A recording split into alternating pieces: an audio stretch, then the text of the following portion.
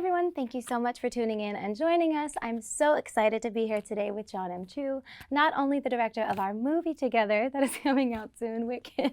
Yes, Wicked. Hi everyone, thank you so much for tuning in and joining us. I'm so excited to be here. Jon M Chu. Thanks for having me. Alongside his collaborator, Jeremy McCarter. We have to be able to look at each other and not laugh. I can't look at you, Jon. Hi everyone, thank you so much for joining us. I'm so excited to be here today with Jon M Chu, not only the director of our upcoming movie together, Wicked, but also the author of a fabulous new memoir, VIEWFINDER, alongside his collaborator, Jeremy McCarter. We have a bunch of questions that I'm eager to ask, as well as some audience-submitted questions, and I'm so excited. Let's please dive in. Sounds good. Thanks for being here, Ari. Thank you for having so much. me. I'm so excited. And the book is so beautiful, and I love it so much. Everyone needs to read it, but we'll talk about it a lot. Thank you, yes. The first question is, why did you decide now was the time to do a book about your life and your work? Well, for me, I always wanted to write a book for what I needed when I was a young creator, a sort of manual of what the road could look like. The number one question I get is, how did you do it? How did you become a director? And there's so many creative people out there, creative and not, who are just pursuing big dreams. And I've learned so many lessons of, what it takes to pitch, or how to take rejection, or sort of the ups and downs of the whole thing. And so that's where it sort of started. And then as Jeremy was writing the In the Heights book at the time, and so we were talking a lot about my life and talking about growing up in the Silicon Valley, in a place where technology was center, and then coming to Hollywood. And during that time, everything changed in Hollywood. Digital video editing, distribution with YouTube and TikTok, and now AI. And as the more we talked, we were like, this is a really unique perspective of what that change looks like, and especially what it may look like in the future. So it all sort of came together in that way. Yes. Yeah. And Jeremy, what made you most excited to collaborate with Jon on this book, other than working together for a long time and being friends? Yeah. Well, part of it was what he said. I mean, we got to know each other around In the Heights. The book is over there. I read it with Lin-Manuel Miranda and Chiara Alegria Hudes. Big fan. Absolutely. The best. And so before I met Jon, I had their report on him going in, and they love the guy. They said he's great. It's not just that Jon is a good guy, it's that when you're on set, you can probably relate to this, that he creates this vibe, this sort of aura, where everyone suddenly feels that they can do their best work. And so when I got to meet him, I found out that was true. I got to hang out on the set of In the Heights and be part of that. And so when we started talking about doing a book, in addition to the Silicon Valley storytelling, being able to be literally sometimes next to him as Silicon Valley, his old world is changing Hollywood. I was super curious about how do you get to be the kind of artist who can be a good person and empower other artists to do what they do. And so a lot of the fun of the last few years is getting to not just hear him tell stories about that and understand where someone like that comes from, but get to watch him do it. Which is when we met, is getting to sometimes see oh, that's what it looks like to be an artist empowering other artists. Yes, we met in the Emerald City. We met in the Emerald City. At 4 a.m. That's right, meeting Ari was Emerald City, it's been in the trailers, not really anything. Green, green, green, green, green, green, green, as far as the eye can see. In the middle of all that green, pink. Pink. Little bubble, little bubble. It's really, not gonna lie, awkward and vulnerable for me to be here with two people that I love and respect so much, talking about me. It's but it means a lot to hear all that, and it's really nice. But it's the same. But it's the same. It's you feel this. It took us, I guess, from start to now about 4 years to do it. Yeah, that's right. From the first conversations about it, and to get to know Jon and get to know his family. He was my therapist basically all this time. My wife is like, "Where are you going?" I'm like, "Talking to my therapist tonight." Yes. But it's an honor to get, have someone entrust their family history to you, basically, and their fears and doubts and the things that worked, the things that didn't work, and to try to then share it with the world this way. I just want to echo what you said about the space that Jon creates on set, just because it's truly nothing like I've ever experienced before. It is the warmest, safest, kindest, most go with the flow environment. Every feeling is a safe one to feel, because you'll be seen and heard, which is the catchphrase of the book. It's about being seen and seeing. Yeah. And that's something that you just do so well. You take such good care of people. And it's such a vulnerable space to be for everyone involved, for the director, for the actors, for the dancers, for the set department, production, for Karsten, for Alice, for every single person involved. It's so high stakes, and you make every single person feel seen and heard, and it's just the best place to be. I miss it every day. Thank you. Yeah, and that comes from you. Thank you. And you know, the book, we were writing the book before even getting Wicked, so a lot of it is the road to what led me to Wicked and to that, and all the lessons I learned that equip me to be ready for something like Wicked, because there's a lot of pressure, there's a lot of different pieces to that. So a lot of the stories in it have to do with other movies too that I had to go through those to figure out how to like give people space, or maybe where I stepped over my space a little bit too much, or the lessons I learned in working with people at home, and how to, you know, some people who have expectations of something like Wicked, or when I worked with Justin Bieber about Justin Bieber stuff, or Step Up, or any of those like franchises I'd worked on. So it was, it sort of led me to this moment too. Well, Jon. Yes. How did it feel? You're a great host. Thank you should so have your much. own show. Oh, thank you. Yes, this is exactly what I meant to be doing. Jon, how did it feel to excavate so deeply into your past and to your family's past? Was it scary? Was it healing?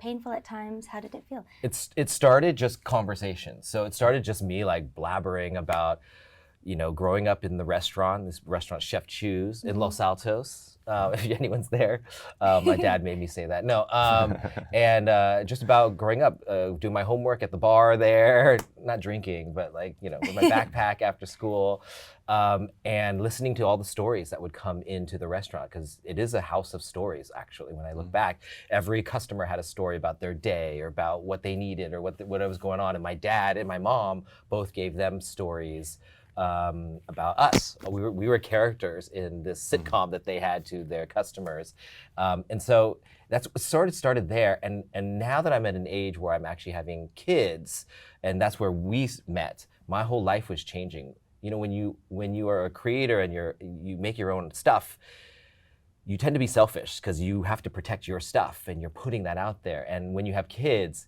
your dreams take a step back. And I'm really glad that I was a little bit later to have kids, because then I had the space in my own heart and my brain to sort of pave the way for my kids. And so I think a lot about what are the stories that help me get through the hardship of chasing your dreams? What are the stories that my parents gave me that allowed me to survive? They came to America when they were in their teens, and they met in America, and so they always gave us this hope that like America's the greatest place. If you work hard and you love what you do, you can do anything, and that really helped me. It also helped me. You know, we have this quote in the book of like never complain. Like when people come at you, like you just keep moving, and that is really helpful when you don't have power and you're trying to find a place to be a director in a town that doesn't have directors that look like you. But as you get older, when you do get power, some power, you realize that, hey, there is a responsibility, that never complaining doesn't work for somebody who then now has the power to change those things. And so there was a shift in my brain at that moment. And that's where we started to really dig in, and it started to become apparent, like, what were the stories that I lived by growing up that, yes, they served me, but we need to tell the new stories to serve the next generation, because those don't work anymore. Right. And so it helped me find, I guess, my path forward from this. Wicked seems like, it seems like the beginning of something, but also seems like the page turn from something else. Like it was leading to, you know, this. Yeah. And I think all those lessons from my loved ones and everyone across helped categorize it in a weird way. So it's part of the shape of it. This, you know, all the things that you learned from your parents and your family, you carry those with you, and they helped you to a certain extent. And then even in the years that we've been together, watching you realize you have to step back from those things, it's partly your industry responsibility, but the really poignant part to me is like now with little kids that you have. Is I feel like we started with you telling stories about what it was like to be a son, and we end the last couple of years of us working on it is you telling more stories about what it's like to be a father, and like how you have to every day with them like navigate this. The world is changing so fast, it's so scary. The lessons your parents gave you don't always work, but you're on the spot, like even more than when you're a director and everyone's looking to you to like shape a world for them. In this book, you talk a lot about your creative identity and your cultural identity and the struggle to sort of like marry the two together. What do you think your biggest takeaway was from writing about it, and do you think it was healing to kind of put it into words? Yeah. And what can you share about that? And I don't know how it is for you, but for me, finding my creative identity has been like a journey. Like I thought I knew exactly who I was coming out of college, coming out of high school, every phase you think you know exactly Which who you you are. capture so perfectly in the book. I'm like, oh yeah, that's, that feeling. You think the world is yours and you can do this. And I love that. I'm so glad that I was partly naive and I didn't know what would happen, because it allowed me to find it truthfully to myself. But yeah, it's I look at that path and you don't know yourself at any time, even right now. I'm like I think every movie I'm sort of putting on a costume of who I could be, and testing my boundaries of what that is. And every movie, that's why it feels like every movie, even though they're about other things, feels like a diary entry for me. And so each one I develop into something different. Partly is the technical part. You know, everyone at home who has a camera, who edits, knows that like half the time you're just trying to figure out how to do the thing that you have in your head. Right. After you get really good at that, connecting those dots, like what I have in my head is what I can deliver, is then the big question of, okay, well, what are you actually saying? And that is actually way harder, because I had spent so much time learning the craft that I didn't learn the other half of the craft, which is what question are you evoking in your audience? And the book and my movies, probably since like Crazy Rich Asians, really are testing myself to say cultural identity for me was the thing I was most scared to talk about.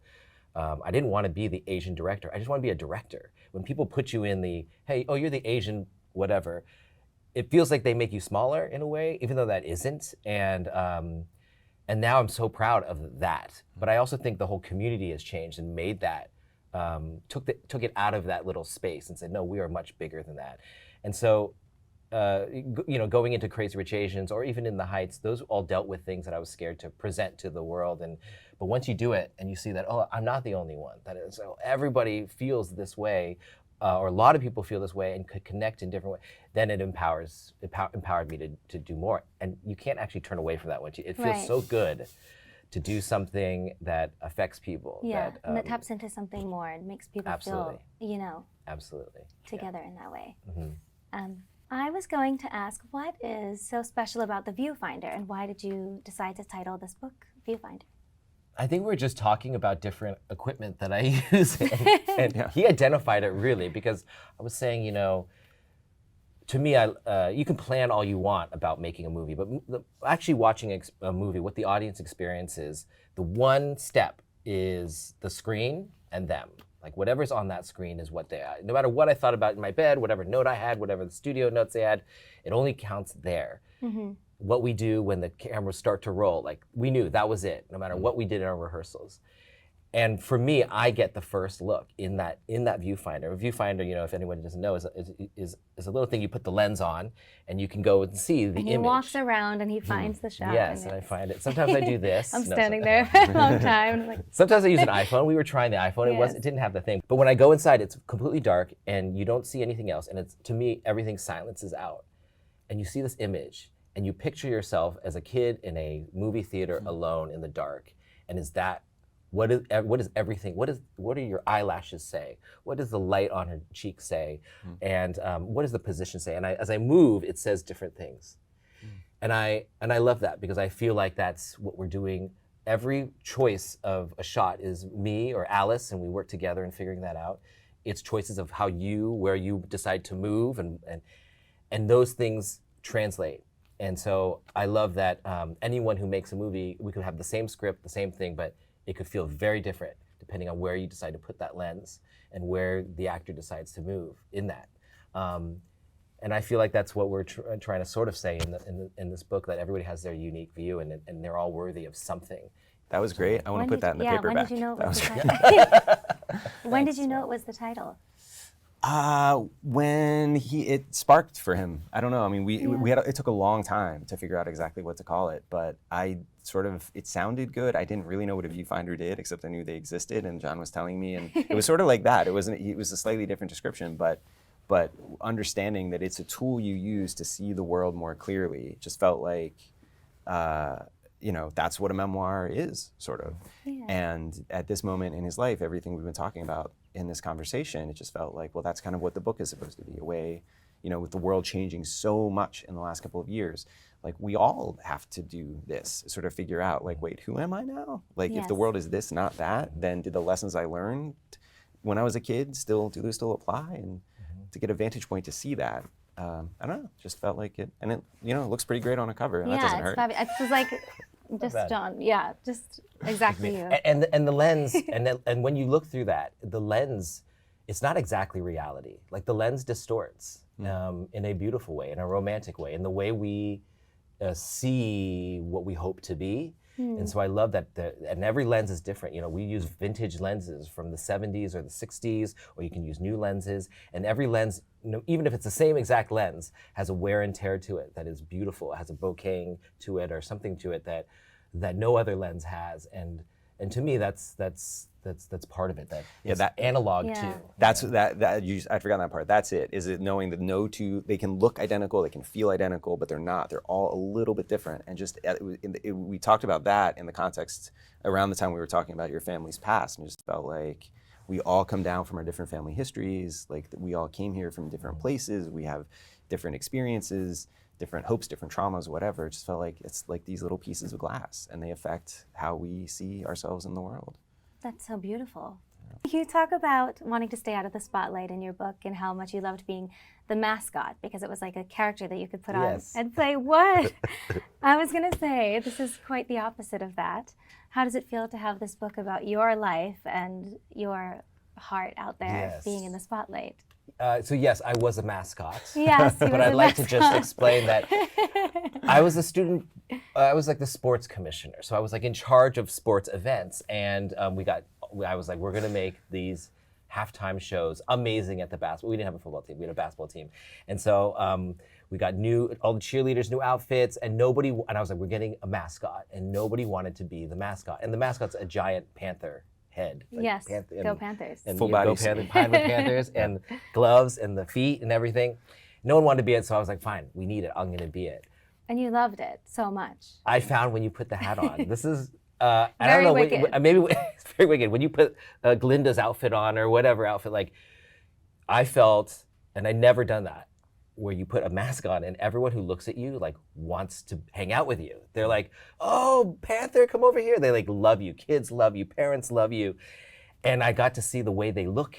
And it's an addicting idea that like everyone wants you to be around them and you can do anything. Yeah, I could like move my arms like that and call it dancing. And they'd be like, time. And just be like, so hey, here's a flower. And they'd be like, it's a flower. Yeah. To me, that's, I realized looking back when we were talking about in the book, like, that's what I do. I used to, whenever I had a camera in my hand, people wanted me around. I'd go to a party, I had my camera, like, come over here, shoot us doing this. Or I did the video yearbook for our school. They wanted me around. It gave me access. Even when I was a kid and I didn't have a camera, I took a Kleenex box and emptied it out and put a toilet bowl thing at the end of it and pretended to have a camera.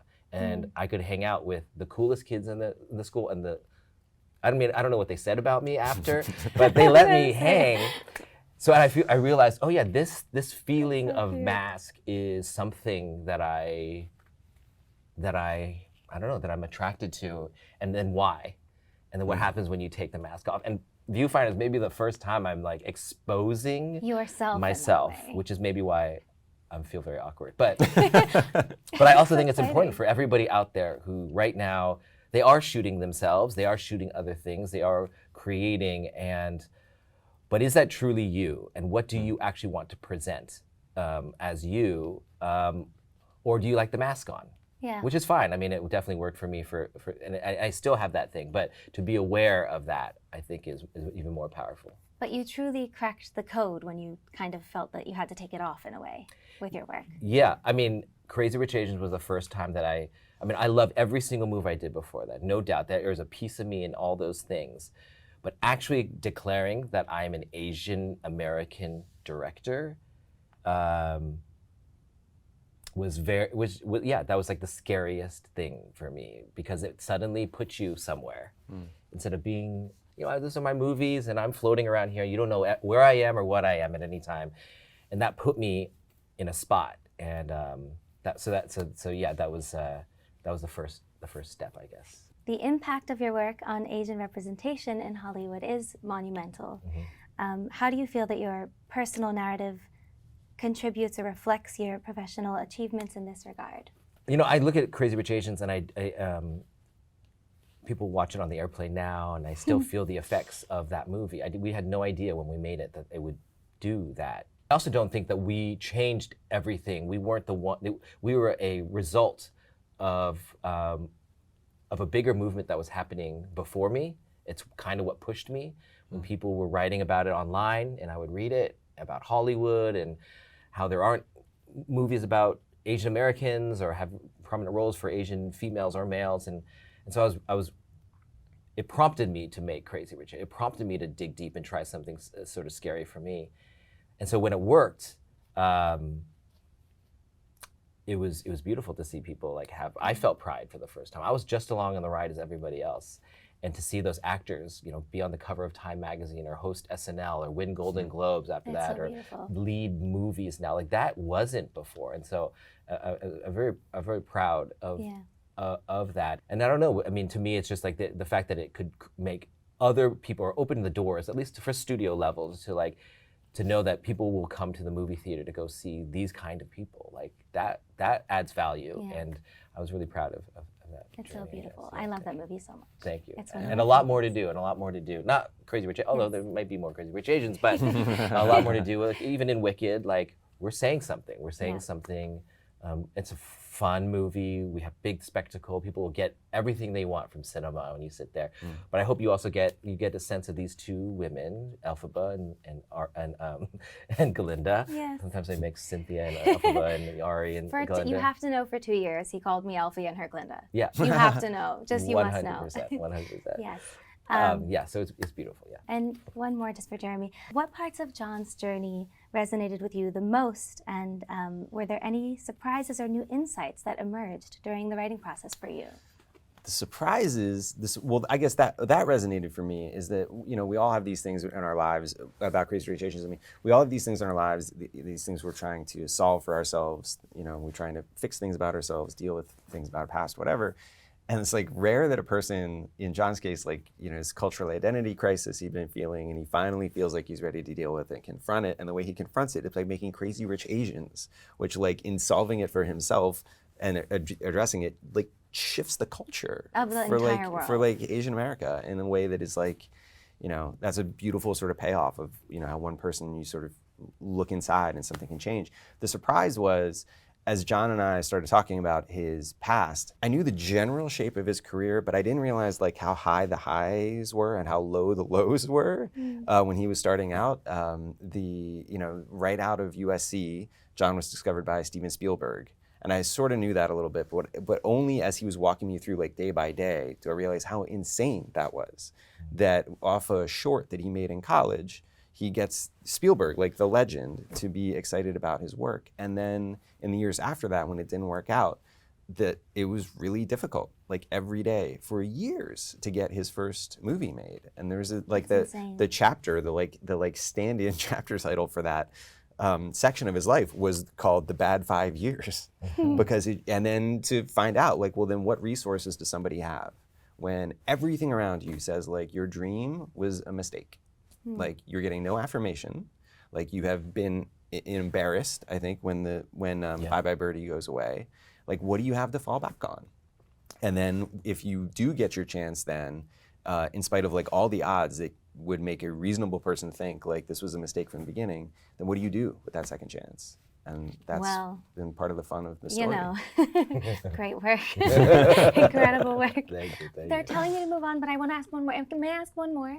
Okay, they were telling me to go to audience questions, but I have one more that I really want to ask. Please. I was going to say this memoir feels like an incredible guide for aspiring artists and dreamers, and you do such a beautiful job of capturing how it felt for you to find your own strength within your uniqueness in an industry where you felt like you didn't have a voice. For those of you who haven't been able to read Viewfinder yet, but you will, can you perhaps share some of the insights that Viewfinder offers and maybe some advice to those who are still learning that you can carve your own niche in this world? Yeah, we have a lot of little tidbits. Yes. Our little sidebars that I call them. And this is especially for like what I wish I had when I was younger. And one of those was, you know, to organize how to organize creativity. And in my mind, I always told that creativity, oh, you're just a genius. If you're a creative genius, it just happens. And maybe that exists for some people. That never existed for me. So for me, I'm like, creativity is a process. It is a repetitious routine, and you always have to be. You could have great ideas. It just might not be at the right time that you need it. And so I categorize everything. I used to have physical folders where I would write down character ideas, situational ideas, locations, costume ideas, visual things, stories, scenarios that were crazy, news articles, and I would just put in all these things all the time. So if I had something, I could just do it. And now I have them in Dropboxes, and I have like in my notes, and I'm constantly recording, so that when I need an idea, I can go to my source of creativity, where I will remember, oh yeah, that person I saw on that side of that road, that was crazy. What if that? And it just helps me get a jump start. And people don't love to admit that maybe they have a system for it, because creativity again should be, it was, you know, the spirits that just came to me. But I do find that creating your own routine is really helpful. And this is hard work. This is 100% hard work. I think people, we push buttons and food comes to our door. But any creator knows that, like, we got to charge that battery. We got to edit that, go through the rough edit. We got to cut it together. We got to make bad cuts, then better cuts, then add the music. And it's like so much work. And I want people to know who are doing it, who are either on the cusp of about to do it or in the middle of their hardship of doing it, just to keep going. Because it is that. It is those things. And that's okay. No matter how glamorous and beautiful you go when you're out on the red carpet or when you go promote your album, like, there's work that you were in the studio writing a word, writing a note, and figuring out, and that's the best part. That's the part we love the most. We really connect because you're editing as you're shooting. You're like, okay, I'm using that. Yes. I'm using that. I know that. And I'm comping as I'm singing. I'm like, okay, I'm going to do that. Yes. And not every actor I work with knows that side of it. So that's where we really bonded, very early on. And we learned each other's things very quickly. I was like, I know what he's going to say. I see it in his eyes. I know what he's going to say, and I know that he has it, and then he's looking for one more little thing. Yes. And it's funny because organization is literally what your brain is doing in real time as you're shooting too. That's something that you can't turn off. Literally, I remember our second day on set, he called me over to see on his laptop something, and you had edited together the scene from the day before. Yeah. Usually on my way home, I'll edit a little. Hanging out with him on the set of In the Heights, I watched him shoot in the morning, and then there was lunch break, and at the end of lunch break, he was like, "What do you think?" And it was like what they had. It's like, which is not normal for people who don't spend time in Hollywood. Loving it that much and caring about it so much, the way that you eat, sleep, and breathe it is also, I think, a part of why you are. And I learned a lot from Jeremy in this process about a book, because a book structure and how you do that is, we spent 3 years, like, I didn't know, I was just giving a lot of stories and we were writing things down and trying, but how he organized, like, how a reader goes through a story that you're jumping, it's non-linear. We don't just go from birth to now. It's like all the thematic connections, and that was really fascinating. I don't know how you did it. The puzzle, I don't know. It's puzzle making. It's like, like Stephen Sondheim is a big influence, and he says, like, all creativity is a series of puzzles. But think about it, and the challenge and the fun for this one is that a lot of the end of the story is trying to capture all of the disarray in, like, Hollywood right now and in, like, American life. So we were writing this, like, sort of in real time, basically. And so we didn't really know how to end it until it was over. In a sense, like, we kind of arrived at that moment, and then that was the end of our therapy sessions.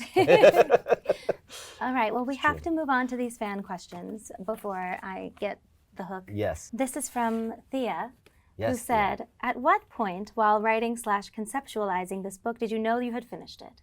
We were just talking about that. We were just talking, Thea, Witch. wow. She's a witch. There you go. You're good. We're never really done, though, to be honest. Yeah. Like you said, you're putting in the paperback. Right, yeah, right. Once you get it in your brain, it keeps going. But yeah, it's hard. I mean, Wicked, we're still editing right now, even though I should be done. And but there's little tweaks, and I'm just like, oh, well, that could be just a little bit better. Or I'm gonna go back into those. I'll notice them. Those takes. I have it memorized. Yeah, you do. You do. I do. It's nice to know that someone actually does notice of that. Most people don't notice it. Oh, it was ingrained. It's burned in my brain. Anyway, this is from Victoria. Congratulations on your book and all the amazing achievements, Jon. How did you find the time to balance creating your own original work and directing created material? Something like Wicked, has an existing thing. Same thing with Crazy Rich Asians, having In the Heights, all created before me. But I love that I was a fan of each of those before going in, because I could understand where the highest value for me personally was. So something like Wicked, I knew my favorite songs. I knew the moments that shook me when I was in a theater. And then I can look at it. Something bad really, really shook me. Yes.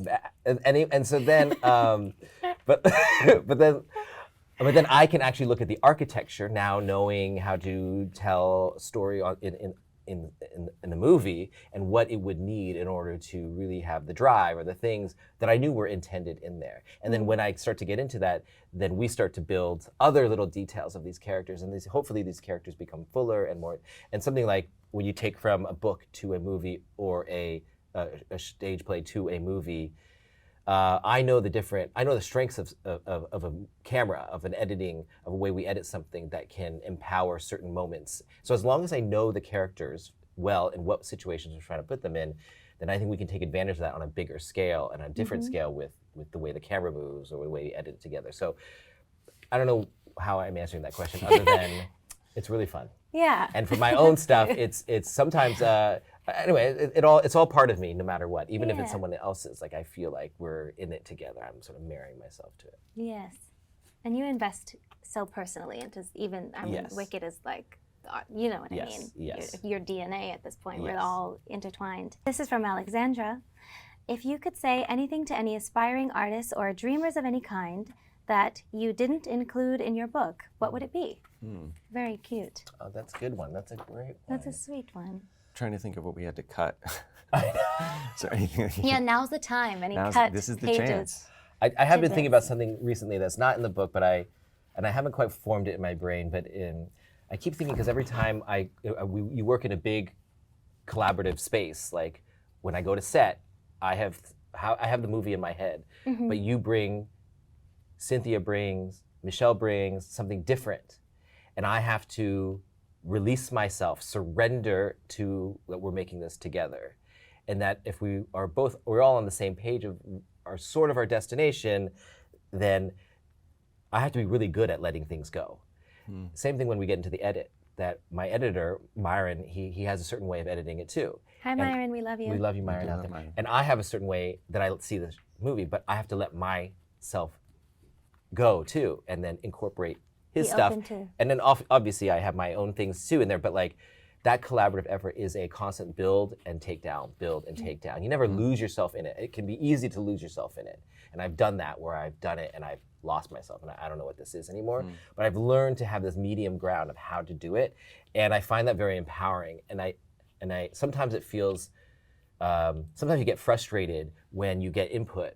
And I've been able to now stand on a place where input is not bad for me. I'm like, tell me what you feel. I don't necessarily need to, it doesn't need to affect me, but I need to hear it so I know what other people, where people are taking this thing, so I can form what my thing is better. And I think that drawing that line is very difficult, because half our life we're trying to look for approvals. And to be like, I don't need your approval, but I need your feedback, is a new thing that I'm feeling now. Yeah, that was something that you were so generous with every single day on Wicked, and I was so blown away by watching him navigate so many voices and so much information coming from every single department, and you just navigated all of it so beautifully and held space for all of it, and it was so collaborative, but also just I I can't wrap my head around your ability to hold all of the information that you're talking about, like in real time, every single day. Like it was just really beautiful. He does not have an ego. There was never a like, you know what I mean? It was just every single day felt so collaborative and beautiful in that way. So thank you. And I hope that's why I really want people out there, as you're creating your thing, to not feel like you're being weak by listening to people or by hearing people, because I think that's what's taught. Is like, when you're the leader, you gotta do your thing and you just whatever it takes. That's so not productive. And it's just not where we're at anymore. And I think as the world is more collaborative anyway, so like I think to be in that frame of mind is helpful. Yes. This is from Alex, who said, were there any parts of the publishing process that were more similar to the filmmaking process than you anticipated? And if so, what were they? That's a great question. Well, working with Jeremy was part of that, because I work with writers in when I do our movies too, and finding it together and having our own ideas, but bringing it together. I thought that was similar. Yeah, you have to. I guess it would be similar in the sense that you have to find a shape for the story, right? Yes. You need to like figure out how you want the audience, the reader, the viewer to move through it. It needs to have stakes. It needs to be surprising. It needs to be moving, funny, all those things. Yeah, I guess the shape is different because it's on paper and not. I didn't know the screen, pace of where do we need to like. Where's the story? How do you form the architecture of that story? Like that was really helpful to hear from you too. But I think it's like all of it. It goes back to what you were just saying. It's like it is then ultimately like a collaboration. Like he had his, there were the stories he was telling, and there's a way I could sort of think to put them together, and then the questions I would ask to draw some things out, and then what you end up with is this thing that's like a beautiful hybrid. Yeah. And also shouts to our editor, Ben Greenberg, who was in there in the foxhole with us for all those years, helping us to find this. He's here. Yes, Ben's here. Shout out to Ben. Wherever you are. Not in the room, apparently. No one's here. Thanks, guys, just for us coming. in a closet. Just kidding. It's all good. Okay, this is from Caitlin. What's the most valuable piece of advice you could give your younger self or a younger author? I want both of you to answer both. You go first. Oh, damn it. To give to my younger self, I would say relax. That would be my advice, actually. Just like do the work, don't worry. Just keep going. Don't stress about it. Like it's all gonna be fine. If I could tell myself that, I think it probably would have created as much as I've created, but with like fewer gray hairs. Well, would it have been as good? No, I'm kidding. I'm joking. I love that. Kidding, no one relax, has ever great, said like that's that's terrible advice to your younger self. I love that. Yeah, I'm kidding. I'm joking. What is it? I would say just start. The sooner you start, the faster your mistakes will come. Just start. But that starting is the hardest thing. Because you always feel like you're not supposed to. That's beautiful. But you know. Cameron wants to know urgently, is there a specific movie or movie scene that made you realize that you wanted to create films? That's a great one.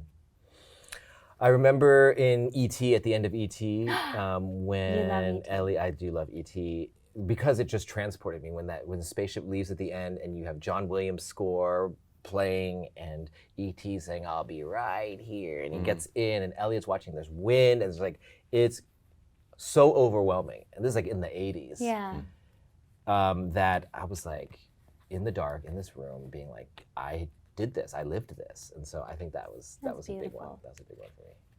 I'll never forget how I felt the first time. Sorry, this is an aside, and you don't have to use this, but the first time I saw that scene where he's outside on the thing, and the ball comes out of the shed. The shed, yes, of course. I've thought about that for 30 years. It's brilliant. It really has traumatized me. Yes. Wait, it was scary? Terrifying to me. Got it. Yeah, absolutely. Cool. Yeah, I to this day I have trauma. Moses wants to know what surprised you most while filming Wicked. Oh. What surprised me most while filming Wicked? Can go anywhere with that. I could go anywhere. Anywhere. I think, when you take on a giant project as Wicked, you expect there to have it feel every day giant and corporate, and everyone has so much stakes in it. But we said almost every day, like, this feels like we're making our own little independent cinema. Yes. It would just be us in a room Yeah. and the camera, and we had such like a family. Alice, our DP, Chris, our choreographer, like we were all so close. Yeah. That it felt like we were just there, like, and I thought that was the best way to make the movie, because I think you feel that when you watch the movie now, which you'll see in November. But like, you'll feel the expansiveness of this sort of Lawrence of Arabia sort of like feel, but deep down, it's really intimate. It felt like a tiny secret. Just, it really felt that way. Yeah. That was my surprise too. Charlotte wants to know, what are some key elements that you always implement to make your movies? Your movies' worlds to feel real to the audience. Key elements that I use. Thank you, Charlotte. Thank you, Charlotte. I tend to look at the characters themselves and the situations, and I do think there needs to be truth in that, as ridiculous as it is. Like, I know, I made Step Up 2, and there's some ridiculous things. They're dancing in the rain, and they make the speech, and they go out there. But I think why There's a lot of truth to that. But that's what I'm saying. There's a lot of truth. We found young, amazing dancers and actors who had a very confident spirit about, knew exactly who they were, and knew what it felt like to be othered as individuals, and then sort of the power of a group. And so even though it's sort of silly, that there is a truth of empowerment for them there. Yeah, it shows. And I hope that comes across. Even for like Never Say Never with Justin Bieber, like I didn't know what I was getting into. I was like, oh, we'll see, let's discover this movie. But once I got to know Justin, his family, the extended family around him, how hard it is for, I mean, he was young, 14, 15 years old, to travel, to have this pressure of all the world. Like, I really felt for him, and I wanted the audience to understand, like, this is your like cousin, this is like your kid brother that has this talent, and there is a human being, there is a human being there that has to go out there. Yeah, it's not just like fodder, like. So anyway, all those things, that's I think my secret sauce. I try to find like empathy. What is the thing? Empathy, true. Yes, there you go. Your secret sauce is empathy, I have to say, That's and true. it oozes into all of your work. This is the last one. It's from Jacqueline. Everyone's nervous and is like, he has another interview. I have to hurry up. It's okay. What was the biggest learning curve that you had when you first started your first big budget film set, and how did you bridge the gap? Did someone lead you through that transition as a new director? Jacqueline. Thank you, Jacqueline. Thank you, Jacqueline. Well, coming out of film school, there was like that 5-year gap where I didn't make something, and then suddenly I was thrown into a big studio movie. I mean, Step Up to the Streets. It was a $20 million movie. I never made independent movies. I'd made shorts. Was the biggest thing I made. Not shorts that you wear, but short films. And thank you. Although I made shorts too. I don't know. Thank you. And then I hadn't done music videos or commercials. So I didn't have any of that. So yeah, I pretended I pretended that I knew what I was doing on that set. Luckily, it was a young movie, so I had like some of my best friends I met: Harry Shum, Chris Scott, Adam Savani. Chris Scott, who choreographed Wicked.